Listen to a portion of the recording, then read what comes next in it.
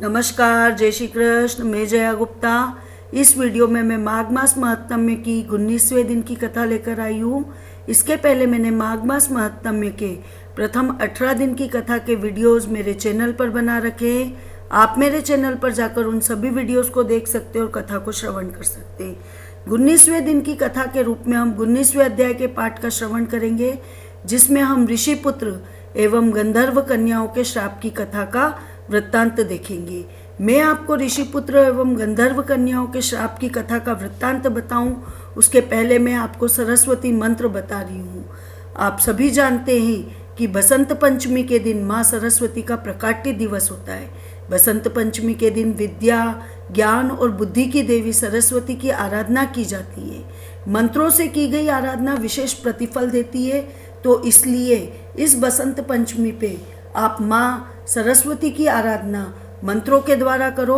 और इसके लिए मैं आपको पुराणों में वर्णित माता सरस्वती का महान असरकारी मंत्र बता रही हूँ।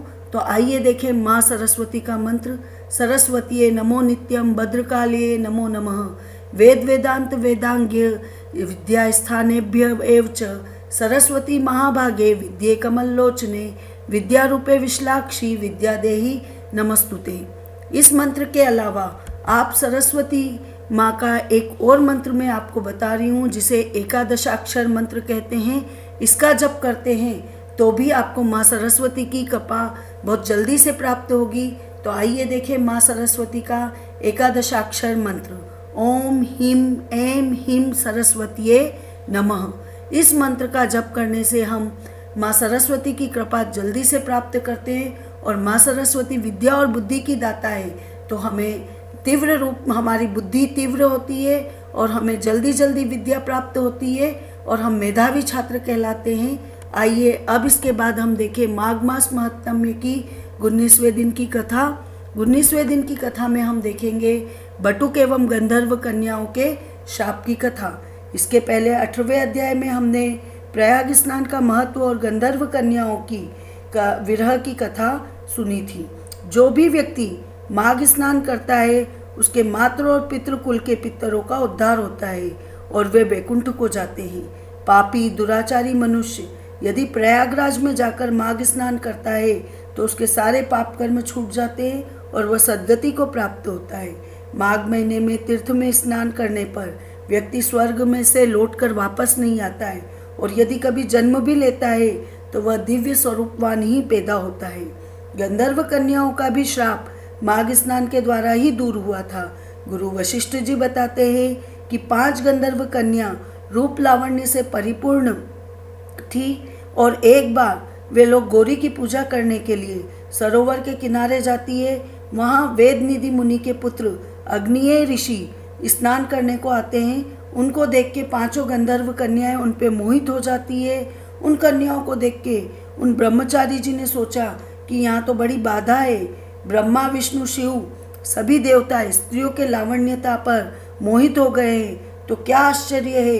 अतः ये सोच के वे अपने धर्म की रक्षा के लिए अपने तपोबल के द्वारा वहाँ से अंतर्ध्यान होकर अपने घर को चले जाते हैं। जब बाद में सभी कन्याएं उनको नहीं देखती हैं वहाँ पे, तो वो विरह में विलाप करने लगती है।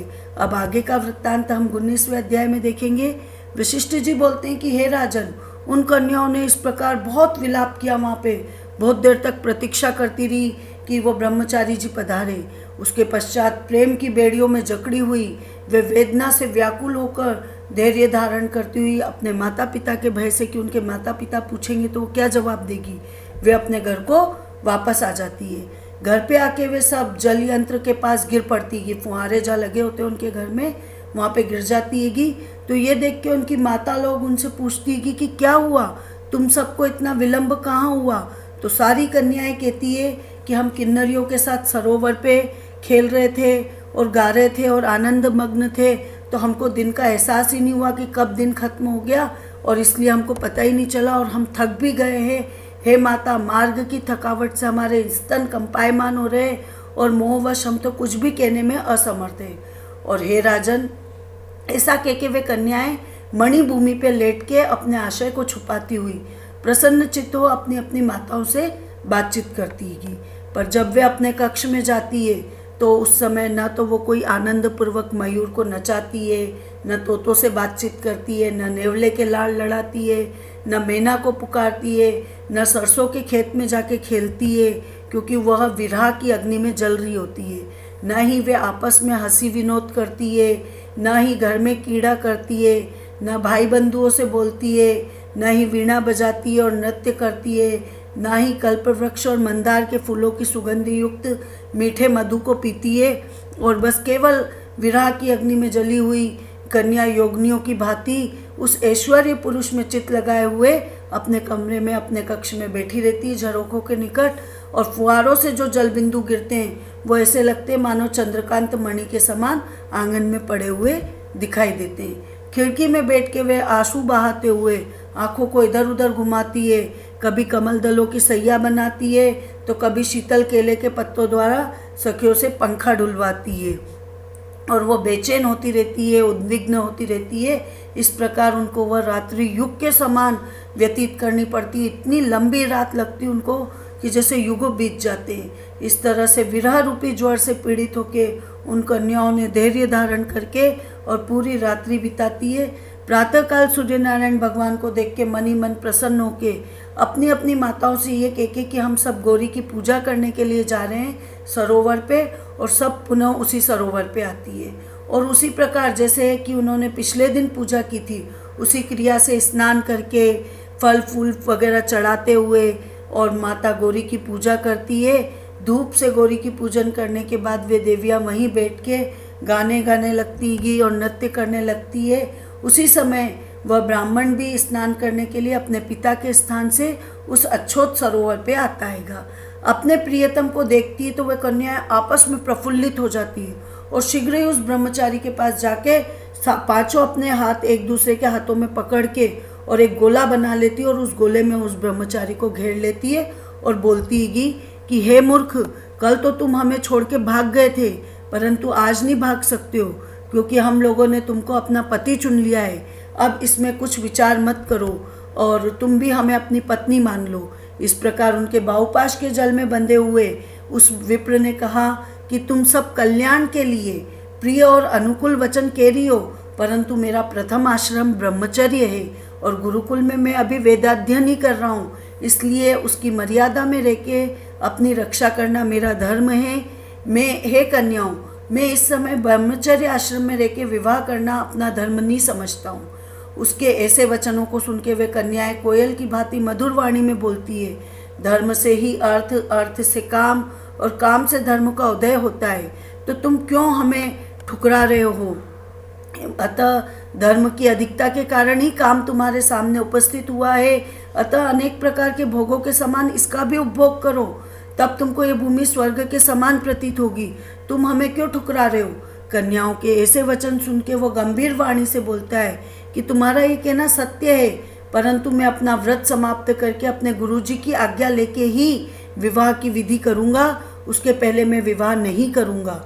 ये सुन के वे कन्याएं फिर से बोलती है, हे सुंदर, तुम सचमुच में मूर्ख हो। दिव्य औषधि, ब्रह्म बुद्धि, दिव्य रसायन, अच्छे कुल की सुंदरियाँ, सर्वकला संपूर्ण निधि, मंत्र और धर्म की सिद्धि आदि पदार्थों को पाने पर बुद्धिमान लोग इनका कभी त्याग नहीं करते हैं, पर तुम हम सुंदरियों का त्याग कर रहे हो। भाग्य से यदि कार्य की सिद्धि हो जाए तो नीतिज्ञ पुरुष उसकी उपेक्षा नहीं करते हैं, कारण कि अपेक्षा करने से फल प्राप्त नहीं होता है और टालने से कोई लाभ नहीं होता है। तो फिर तुम क्यों हमें टाल रहे हो?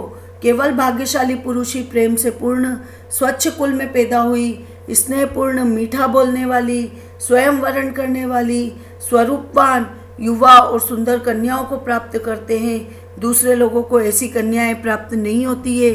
फिर तुम क्यों हमें टाल रहे हो? कहाँ तो हम अनोखी सुंदरियाँ और कहाँ आप तपस्वी युवक। हम जानते हैं कि हमारी जोड़ी बेमेल है, परंतु विधाता ने कोई ना कोई चतुराई तो की होगी, इसीलिए तो हमें मिलाया, और इसीलिए आप इस समय हम लोगों को संपत्ति के रूप में स्वीकार करो और सर्व मंगलमय गंधर्व विवाह कर लीजिए, नहीं तो हम आपके बिना जीवित नहीं रह पाएंगी। इस तरह से वे उसे समझाती है। उनके ऐसे शब्दों को सुन के वो धर्मात्मा विप्र बोलता है, हे मृग नेत्रियों, धर्मपरायण लोग अपने धर्म को कैसे छोड़ सकते हैं? धर्म, अर्थ, काम और मोक्ष इन चारों का विधि पूर्वक सेवन किया जाए तभी ये सफल होते हैं, अन्यथा ये निष्फल होते हैं। मैं व्रती रह के कुसमय में विवाह नहीं करूँगा। जो लोग क्रिया के समय को नहीं जानते उनकी क्रिया सफल नहीं होती है। हे कन्याओं सुनो, मेरा चित्त इस समय धर्म के विचार में लगा है, इसलिए मैं तुम्हारा वरण नहीं करूँगा। मैं अभी धर्म का अध्ययन करूँगा। ब्राह्मण के ऐसे कहने पे वे परस्पर एक दूसरे की ओर देखने लगती है। उसके पश्चात प्रमोदिनी नाम की जो गंधर्व कन्या होती है वो उनके चरण पकड़ लेती है। सुशीला और सुस्वरा उनके दोनों हाथों को पकड़ लेती है, दोनों भुजाओं को पकड़ लेती है और सुतारा उनको आलिंगन कर लेती है। और चंद्रिका नाम की जो गंधर्व कन्या थी वो उनका मुख चूम लेती है। तब भी वो ब्रह्मचारी निर्विकार बना रहता है और उस पर कोई असर नहीं दिखाई देता है। पर जैसे ही वो छोड़ती है वो बहुत क्रोधित हो जाता है और उनको श्राप देता है कि तुम सब पिशाचनियों की तरह मेरे शरीर से लिपटी हुई हो तो तुम सब पिशाचनी बन जाओ। जैसे ही वो ये श्राप सुनती है तो वह कन्या उसको छोड़ के सन्मुख खड़ी हो जाती है और कहने लगती कि हमने ऐसा क्या पाप किया जो तुमने हमको इतना कठोर श्राप दिया। प्रिय करने में अप्रिय किया तुमने। हम तो प्रिय करना चाहते थे, तुमको अपना प्रिय बनाना चाहते थे और तुमने हमको अप्रिय कर दिया। इस तरह तो तुम्हारी जो धर्मज्ञता है, जो तुम्हारा धर्म का ज्ञान है, उसको धिक्कार है कि तुम लोगों के प्रेम को नहीं समझ पा रहे हो।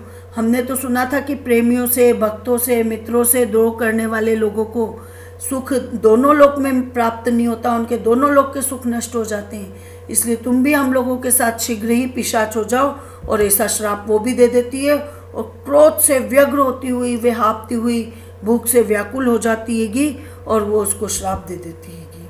हे राजन, परस्पर श्राप के कारण उसी सरोवर पे वे कन्याएं और वह ब्रह्मचारी सब पिशाच पिशाचिनी हो जाते हैं और कठिन शब्दों में चिल्लाते हुए अपने पूर्व जन्म के पाप के कर्म फलों को भोगते हुए समय व्यतीत करने लगते हैंगे। हे राजन, पूर्व जन्म में किए हुए अच्छे और बुरे कर्म समय पाकर ही प्रकट होते हैं। इनको देवता भी नहीं बदल सकते हैं। अब तो इनके माता पिता इनकी करतूतों पर इधर उधर रुदन करते हैं और कहते हैंगे कि वाह रे बालकों का प्रमोद, खेल खेल में आप लोगों ने एक दूसरे को श्राप दिया और पिशाच पिशाचनी बन गए। देवगति का उल्लंघन नहीं हो सकता है। इस कारण से वे पिशाच रात दिन दुखी रहते हैं और भोजन के लिए वहीं सरोवर के तट पे इधर उधर भटकते रहते हैंगे। बहुत दिनों के बाद मुनियों में श्रेष्ठ लोमश ऋषि जी पौष शुक्ल चतुर्दशी के दिन अच्छोत सरोवर में स्नान करने के लिए आते हैं। तो जैसे ही वो पिशाच पिशाचनी उनको दूर से ही देखते हैं आता हुआ तो वो भूख से व्याकुल हो जाते हैं। तो वो सोचते क्यों नहीं हम इन मुनि को मार के और खा जाएं, इनकी हत्या कर दें। तो जैसे ही मुनि को आता हुआ देखते हैं सब गोला बना के और उनको घेरने के लिए दौड़ पड़ते हैं। पर जैसे ही वो मुनि के समक्ष पहुंचते हैं तो उनके तीव्र तेज से उनका शरीर जलने लग जाता है। वो उनके सामने खड़े नहीं रह पाते हैंगे, दूर हट जाते हैं। इतने में ही वेदनिधि ब्राह्मण भी वहाँ पे आ जाते हैंगे और वो कहते हैंगे कि हे राजन, इन्होंने लोमश ऋषि को देखकर उन्होंने साष्टांग प्रणाम किया और मस्तक नवाकर हाथ जोड़कर सुंदर वचन कहते हुए कहने लगे कि बड़े भाग्य से साधुओं का समागम होता है और जो लोग गंगा आदि तीर्थों में सदैव स्नान करते हैं और सज्जनों का सत्संग करते हैं, ऐसे श्रेष्ठ लोगों का संग अति उत्तम होता है, जो स्वर्ग को देने वाले, लोगों के रोगों को नष्ट करने वाला होता है।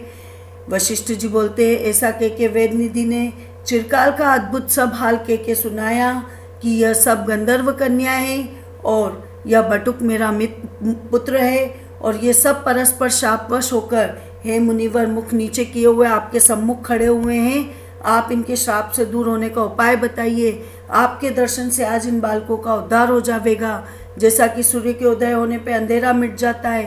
हे राजन, ऐसा सुनते ही दयालु लोमश ऋषि के नेत्रों में जल भर जाता हैगा और उस पुत्र के दुख से दुखी वेद निधि ब्राह्मण से वो बोलते हैं, हे विप्र, मेरे प्रसाद से बालकों को शीघ्र स्मृति पैदा होगी और मैं उस धर्म को कहता हूँ जिससे इनका आपस का श्राप विलीन हो जाएगा। इति श्री माघ मासे 19 अध्याय संपूर्ण। आपको मेरा ये वीडियो अच्छा लगा हो तो इसे लाइक और शेयर कीजिए। अभी तक यदि आपने मेरे चैनल को सब्सक्राइब नहीं किया है तो कृपया मेरे चैनल को सब्सक्राइब कीजिए, साथ ही साथ बेल आइकन को हिट कीजिए ताकि मेरे नए वीडियोस के नोटिफिकेशन आपको तुरंत प्राप्त हो सके। हिंदू धर्म, संस्कृति, तीज त्योहार, व्रत कथा, रीति रिवाज इत्यादि जानने के लिए मेरे साथ बने रहिए। जय श्री कृष्ण।